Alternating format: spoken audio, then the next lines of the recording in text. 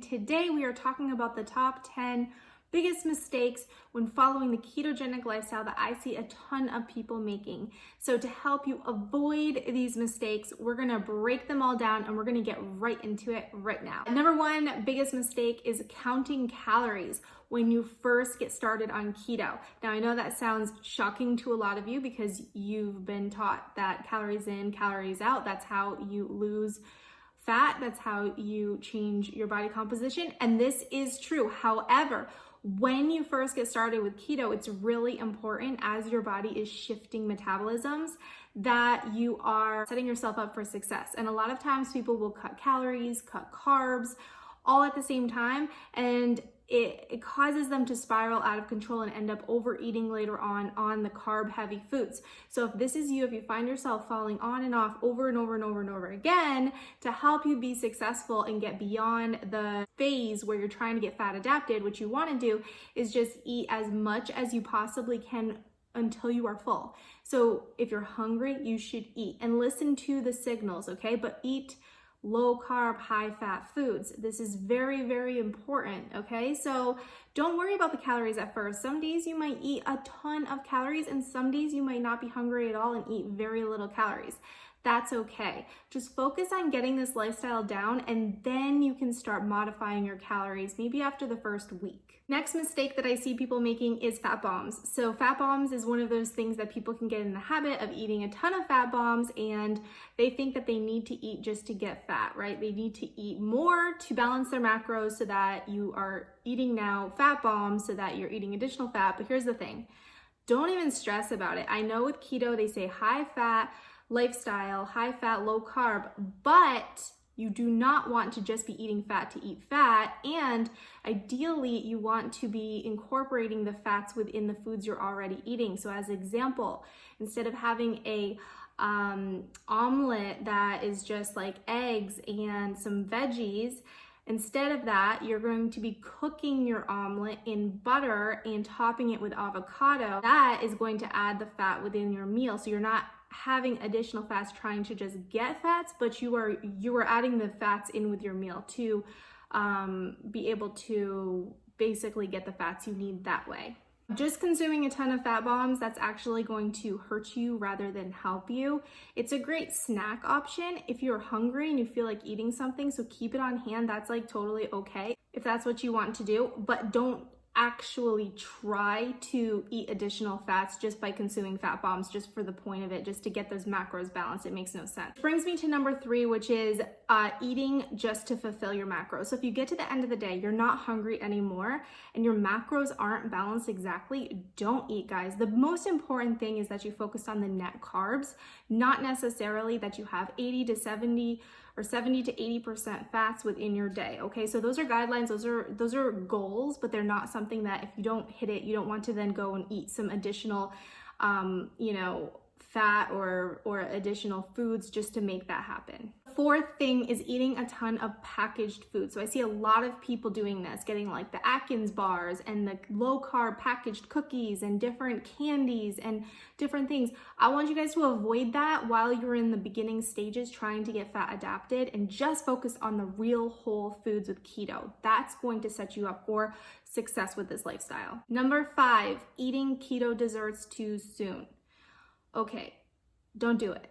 Try to stay away from that. Like I said in the last tip, try to focus on the whole foods. And then once you're fat adapted, you can start making some of these low carb dessert options, swapping out the almond flour, regular flour for almond flour and coconut flour, and creating different types of things, because problem is a lot of these artificial sweeteners or natural sweeteners, if you get too much of them, they can make it hard for you to stay on track with this lifestyle. So it's ideal for you to stay on track with this lifestyle to just do whole foods like eggs, steaks, veggies, all that. Those are the types of foods you want to be eating, not trying to create your favorite carb heavy meals in a low carb version. Do that later on, but just try to get over the hump of getting past trying to get to the fat adapted zone. Number 6, I threw this one in here because I think it's really important. A lot of people who get started on this, they weigh themselves every day, and the scale can actually work against you, especially if it causes cortisol spikes, stresses you out. If you see that number go up and down, it can make you feel like you're doing something wrong. Listen to me with this. Stay off the scale, guys. Stay off the scale. Get on it every once in a while, maybe once a week, or once every 2 weeks. Just focus on doing the things that you can control, which is making sure you're eating the right foods, you're exercising, you're doing the right thing, and you are changing your lifestyle. There's a lot of shifts going on, so you might be building muscle, you might be retaining muscle. So I don't want you to look at the scale and get defeated and then all of a sudden order some Chinese food because you feel like nothing's happening, okay? I've seen this happen many, many times. It's going to take some time. That leads me into the next one, which is expecting fast results. Now, some people see a large drop at first, which is typically a lot of water weight because the ketogenic, low carb, high fat lifestyle is really great for removing the bloat and feeling incredible, and just all of that can make an impact on the scale really quick. However, your loss after that is going to be slow and steady, just like any other healthy eating nutritional plan that is designed to help you reach your goals. You do not want to lose 30 pounds overnight. That would be really painful, by the way. What you want to do is you want to have a nice, slow, and steady loss, and that's something that you're going to be able to maintain long term because you're building new habits around that. So focus on like 1 to 2.5 pounds a week as your goal, but sometimes, like I said, you're going to see fluctuations. So some weeks you might not lose anything at all. Some weeks you might gain a tiny bit, and then you're going to start seeing drops on the scale. Okay, so the scale can work for us and work against us, but I just want you to be aware of that. Next one is comparing to others. So this comes right off that last tip because a lot of times you can be looking at before and afters on keto and you can be thinking, wow, she got really fast results, but my results are taking longer. Listen, your journey is different than everyone else's. Our bodies are all different. Don't look at someone's loss like, oh, they lost 40 pounds and I'm losing like only 5. Just focus on yourself, stay in your own lane, focus on your own goals, use it as inspiration as what is possible for you. You know, I got really quick results after I had Clara and I went back to this lifestyle and I focused on it.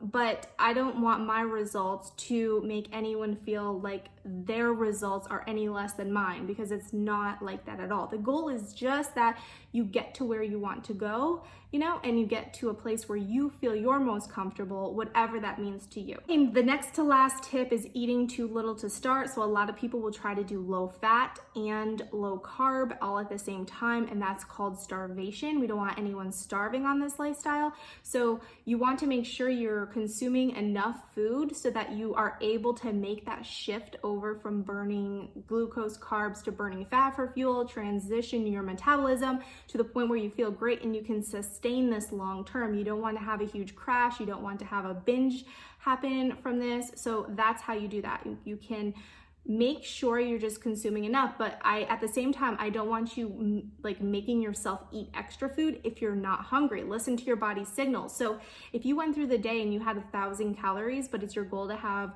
1,400 calories, don't eat additional calories just because you have additional calories you need to eat. If you're not hungry, listen to your body. That's your body telling you something, like it's saying, okay, we had enough for the day, and that's okay to listen to those signals, but don't specifically try to eat less just to hit that goal. And I kind of brought in there the last tip with that one, which is don't try to do low fat and low carb at the same time, because that's a huge mistake that a lot of people make, and I see them crash and burn every single time because they look in their refrigerator and they think I have nothing to eat, and that's because you are limiting your options so much, because when you remove the carbs, you need to add the fat along with the protein. You can't just be eating protein, okay? And it's not healthy for you just to be eating protein either.